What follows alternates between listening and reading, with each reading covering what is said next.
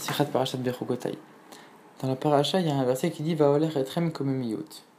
Et le mot komemiyut, alors dans la Gemara, les Chachamim ils l'ont interprété de la même racine que koma. Koma, ça veut dire une longueur, un étage. Donc sur ça, dans la Gemara, Rabbi Meir il dit alors, une koma c'est donc une mesure, c'est 100 amot, donc 100 coudées, et donc c'est comme 2 fois la taille de Adam Arishon. Rabbi Yehuda il répète, et il dit, enfin, il répète pas, il dit son avis, il dit 100 coudées, comme le Echal, donc comme le Beth Amikdash et ses murs. Et après, ici, il y a un passouk dans Tehillim.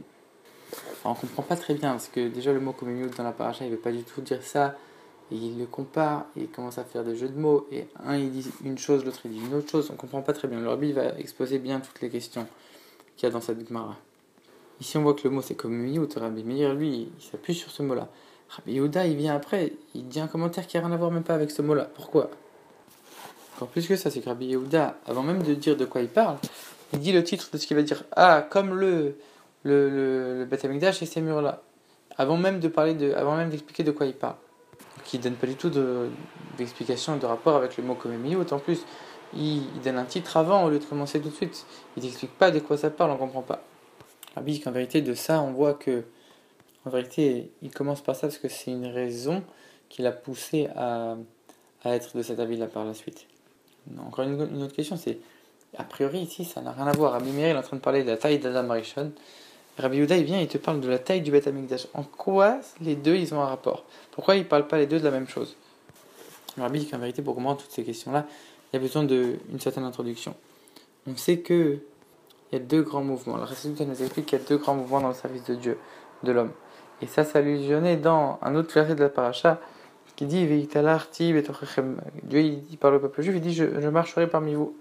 Et en vérité ici on comprend, en hébreu c'est un langage qui dénote 2 manières de marcher. Et alors Chassidut nous explique la première manière de marcher c'est du haut vers le bas, la deuxième manière du bas vers le haut. On a déjà vu ça très souvent. Alors du haut vers le bas, ça peut représenter le travail des tzadikim qui font descendre la lumière de Dieu directement du haut vers le bas sans effort, ils font descendre la lumière de Dieu directement. Et du bas vers le haut, c'est le travail des Baal et Tchouva. Ils vont transformer les choses du monde, les choses par lesquelles ils ont fauté, par lesquelles ils ont eu un contact avec le monde matériel, et ils vont les élever dans la Kedusha, donc du bas vers le haut. On explique en vérité, ici le verbe il est au pluriel, parce qu'il y a 2 manières de faire, et que ces 2 manières-là sont nécessaires, et c'est pour ça qu'on mentionne les 2 dans la Torah. En vérité, ces 2 mouvements ils sont non seulement nécessaires, mais complémentaires.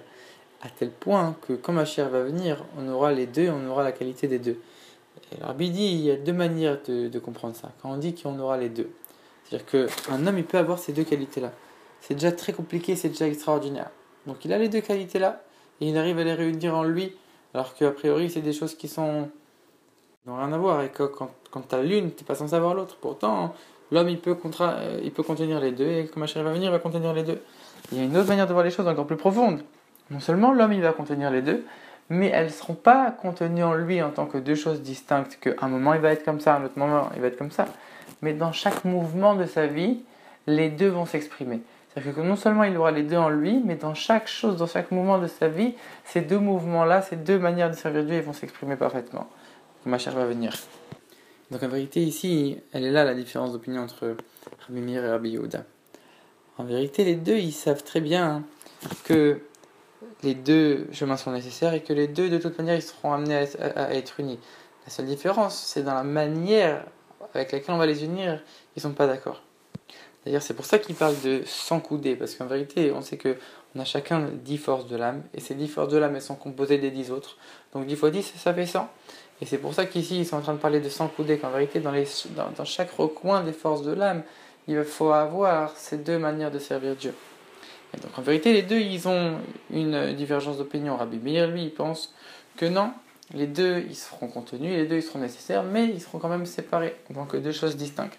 Et c'est pour ça qu'il dit 2 commotes. Il y aura 2 commotes, il y aura 2 niveaux, il y aura 2 étages différents, il y aura complètement 2 manières de servir Dieu.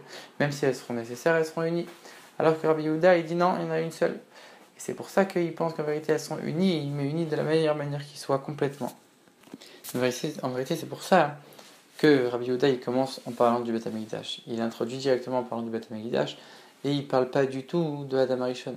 Adam Arishon, même si c'est l'homme le plus élevé du monde, et que quand Mashiach va venir, on aura un niveau encore plus élevé que lui, et même si tu parles du niveau de l'homme après Mashiach, c'est le niveau le plus élevé, le plus raffiné qui existe, malgré tout, ça reste un homme. C'est-à-dire que ça reste un être qui est limité, avec des barrières et des choses qu'il ne peut pas dépasser. Et c'est pour ça qu'en vérité, même s'il peut contenir les deux, et qu'il aura les deux manières de servir Dieu, alors il est limité, et il aura ces deux choses en lui, mais elles ne seront pas forcément unies.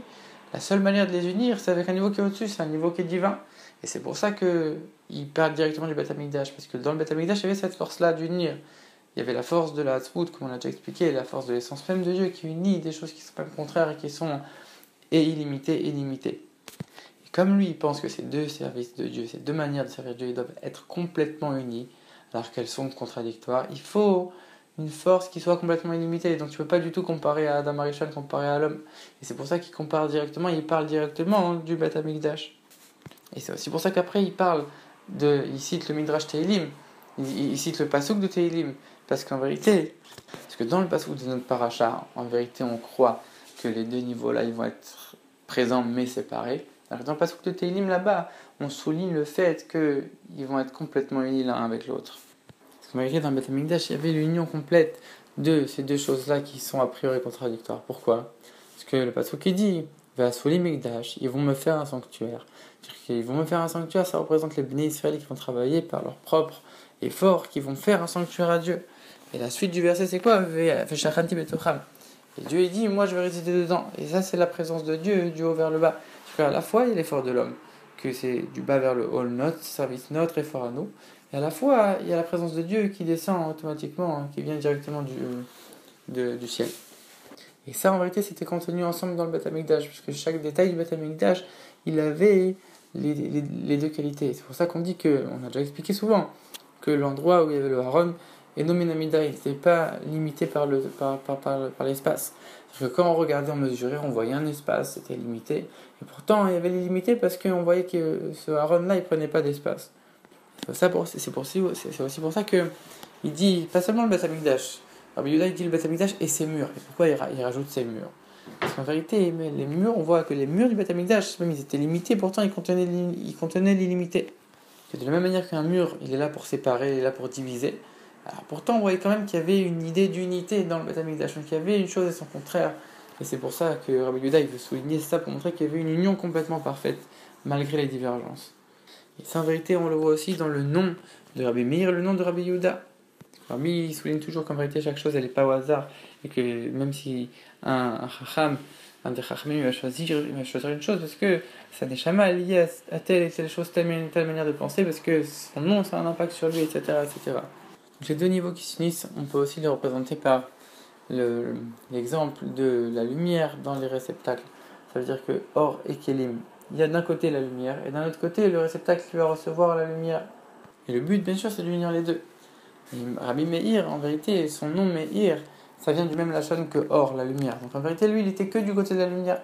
Donc il avait une seule des deux parties. Et donc il voyait les choses telles qu'elles étaient différentes, telles qu'elles étaient séparées. Alors c'est sûr qu'il fallait les deux, mais il les voyait séparées. C'est pour ça qu'il dit qu'il y avait deux commotes.